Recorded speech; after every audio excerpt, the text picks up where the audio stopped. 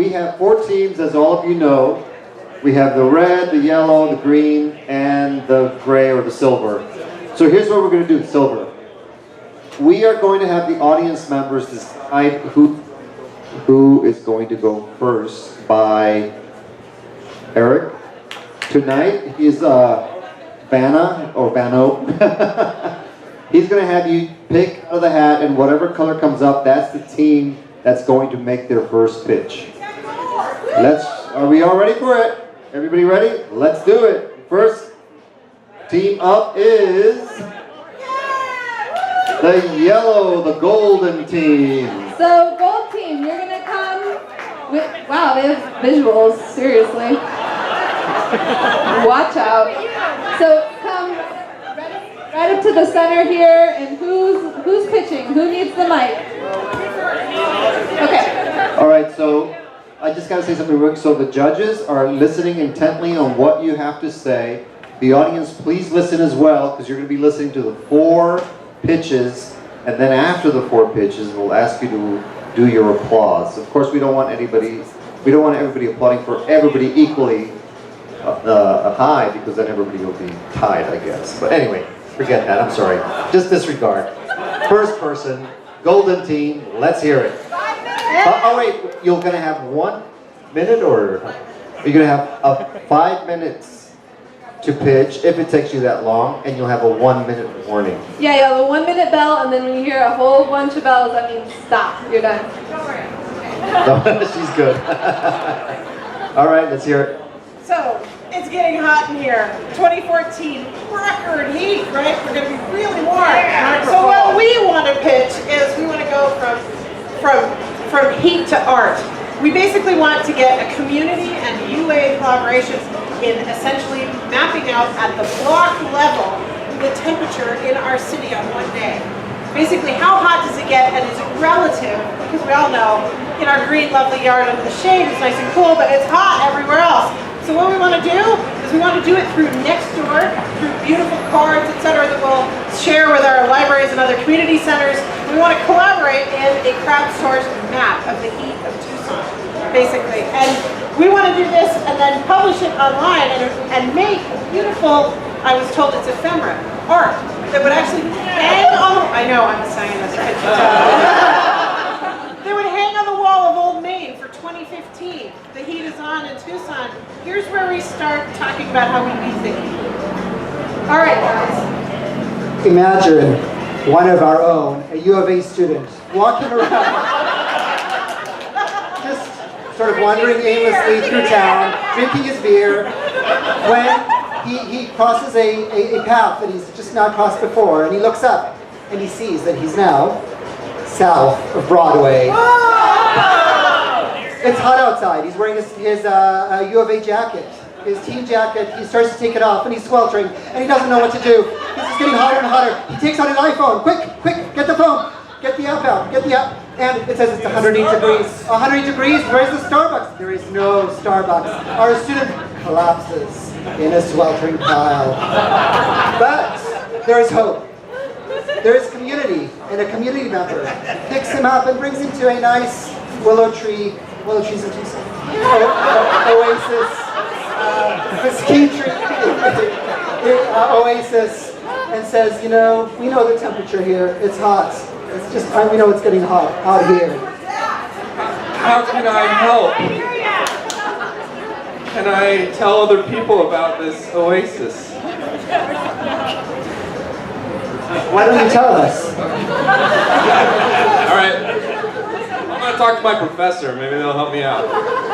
We're going to map the oasis of Tucson, basically all of our oases. We want to do it at a block-to-block level, better than the census, for all of Tucson, and make a beautiful map that would basically be like art, and a moment in time in 2015 when this would be, and by the way, I teach this huge oceanography class with 700 students, and I'll give them all extra credit for helping. Free labor, yes! So, we'll come up with this gorgeous map. We will use our money to basically use our website and to communicate with our Nextdoor communities. Anybody here on Nextdoor yet? We are too. We're actually graffiti and all the rest of it. So we're going to actually get into the community, get our students outside the university, help them engage, help them start thinking about the landscapes of Tucson, where it's hot, where it's not, and what we could do to actually adapt to hotter temperatures, because here they come. So, I think that's the pitch. Okay, I want to talk about impacts real quick. We're supposed to talk about that. So there are, what, 20 neighborhood associations we're aware of, at least, informally right now. They probably represent a couple hundred people each. And so the total potential impact, if we were to engage all of these neighborhood associations, would be several thousand people, maybe upwards of 10,000 people. Now that's not, you know, the million or so people in the metro area, but it could be a big impact for maybe Midtown or areas at least around campus where we're likely to get students to go. So resources and thinking about ways we can recycle, adapt, plant more trees, make it more livable, more walkable, more better for the people who live here. Yeah. And we need to know where those hotspots are and where it's doing better and start planning for the future. We thought here's a way to get started. Yeah. Okay, so we could have an impact on thousands of people in town and several hundreds of students. So that's the people thing. And also we have the ability to map according to social vulnerability, which is something that our team has expertise in. And what else do we know what to do? We have graphic communication skills, and the students will be involved to create visuals to go along with our project, to communicate, to create community engagement, our crowdsourcing expertise, mapping experience, and as well as you mentioned, the social vulnerability resources. So it's a great community project, bringing the students and the community together to tackle a global problem of heat. All right, 5 minutes.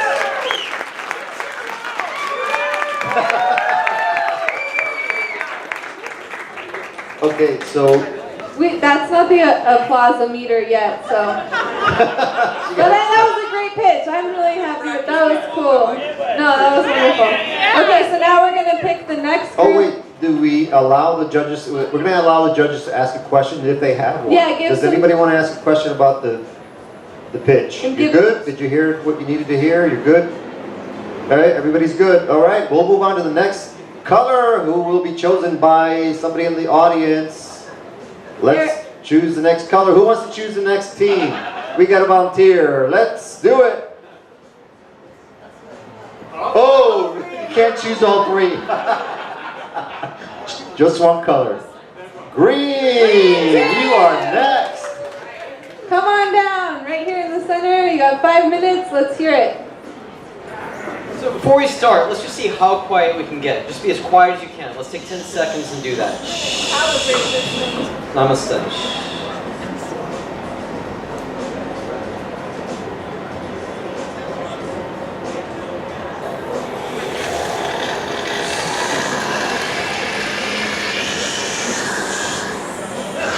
So before the white noise machine came on, we heard stuff. We heard the DJ in the background, we heard the street noise, we heard the streetcar go by out there. I heard it, even if you didn't.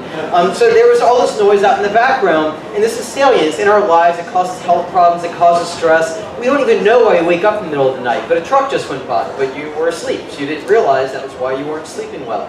But it would help for people to be able to visualize what this noisescape looks like around Tucson. So our idea is really to use the mall, this great public space at U of A, and use the power of the web to reach students and to reach people in the population to try to visualize really well what does a noisescape look like in a certain spot, and also what does it look like around town, kind of around the campus. So concretely, what we want to do is buy, for as much as $1,000 we'll buy a whole bank of microphones, put them out like on street posts here and there, especially around the mall, and then have a website. We're Atmospheric Science is this beautiful website. You can go out and look at like the ring cones and see what the clouds are doing, see if the monsoon's coming in. We would have a website like that, but for noise. What does the noise look like right now in Tucson? And really bringing our different backgrounds into that, we're really interested in the poetry of noise and how noise has been perceived through music. So one way of representing the noise is you turn it into a musical composition. There will be an algorithm for doing that. Really interested in white noise and red noise and pink noise back in tree ring data. You can turn it into a sample of scientific like visualizations and look at like the scientific characteristics of this noise. We're really interested in consumer responses to all sorts of signals throughout the economy and their behavior in response to pollution. So how do people use this information? Do they go to the website? Which spot do they care about more? How do they react knowing the microphones are there? Do we put it outside our frat house? Do the frat guys all yell into it when they walk in? Or do they not? We don't quite know. And I'm interested in pollution policy. So are people concerned about this? Are they willing to pay to do something about it? How can we mitigate noise as a campus, as an environment? The impact of this would be enormous. Like, it'd really be impossible to exaggerate. So we have 45,000. Absolutely impossible. We'll make sure we don't. We have 45,000 students in this campus. A microphone should be able to last for about 20 years. We have a pretty good climate in Tucson. There's not a lot of humidity to really bug it up. So 20 years times 45,000 students, that's a lot. You can do that math. 900,000 students on top of all the people around the world who can access the website. The barriers to accessing a website are very low, so the floor is about 6 billion people, and population is rising over that 20-year time frame. So I think we've got that part of it pretty well put away. And the goal is to actually have, not all 6 billion, but at least most people in Tucson, and other people around the world possibly could look at it as well. But we do want to raise awareness about noise. We think noise pollution is a really important issue. We think actually having a way to visualize it. The key thing about noise is it comes and it goes. It disappears. It doesn't, we're visual creatures. It doesn't stick in our consciousness. But seeing it there concretely in all these different representations, it would stick, and you have an idea of kind of what this soundscape looks like over time, and what a typical day in the life of Tucson might feel like to somebody who actually is impacted by this form of pollution. So thank you very much, and we're happy to pitch this to you even further later on if you would like.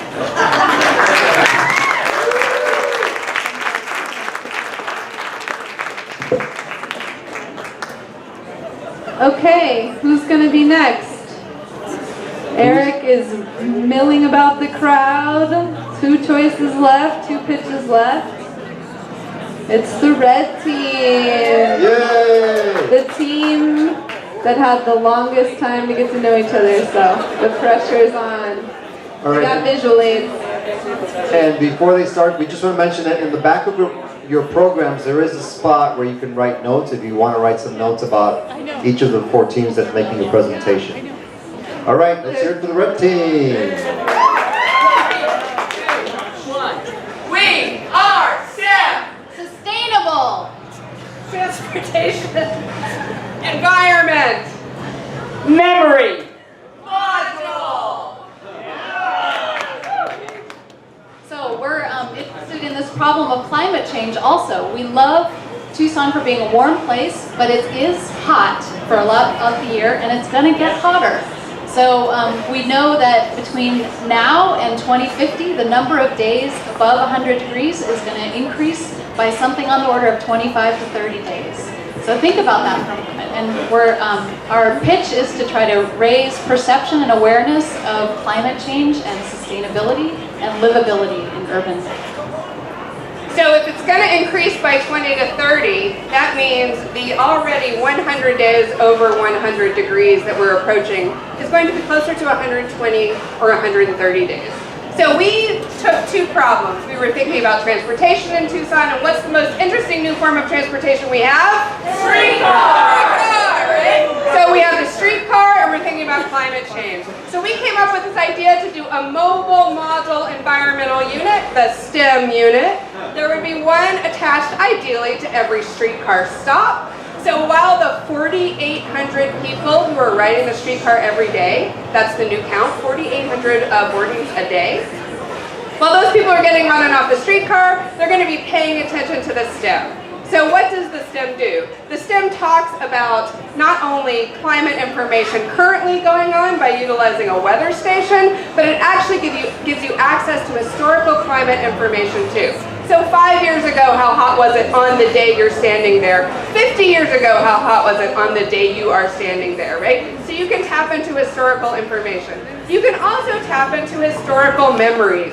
So the idea is that the STEM module would also allow you to see photographs and hear stories of what was on this site, again, 10 or 50 years ago on that same day, in that same time period.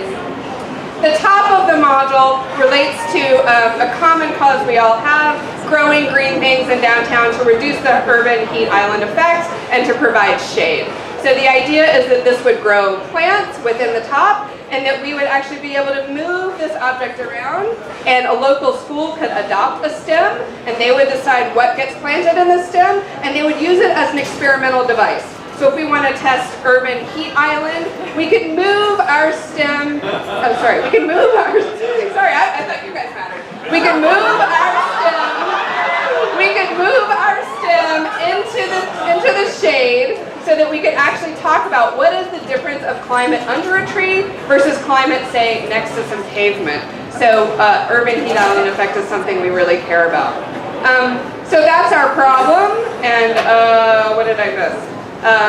You know what we're creating. We really want to talk about the transfer of knowledge. So we care about historical information moving into the present, transferring on to students and young people. Environmental change. And environmental change. And we feel like we would impact all of the people who ride the streetcar and really anyone who walks by these. Because they're mobile, we expect them to be mobile. It might be that if we can't build one for every streetcar stop in the beginning, that we would be able to have them move from streetcar stop to experience different microclimates in different areas around Tucson. So we are Team STEM, and we care about sustainability, we care about trees, we care about the environment, we care about the community, and we care about history. And that's what we hope the STEM module will do, bring back to the city of Tucson. Thank you. Red team. All right, so there's only one more color that can be picked out of the hat, but who wants to pick out that hat, that color? Come on, let's hear it. Whoa, she's closing her eyes, covering her eyes, everything. What could it be? What is it? The silver team. It's the silver team. And who's going to be the spokesperson for the silver team? Last but certainly not least, you guys are going to kill it. All right, here we go. Microphone. Our team has come up with a project that's called Contested Spaces. It blends art and technology. All of our interests and expertise here is between anthropology, geography, mapping and spatial planning, photography, Africana studies, involving political and social justice.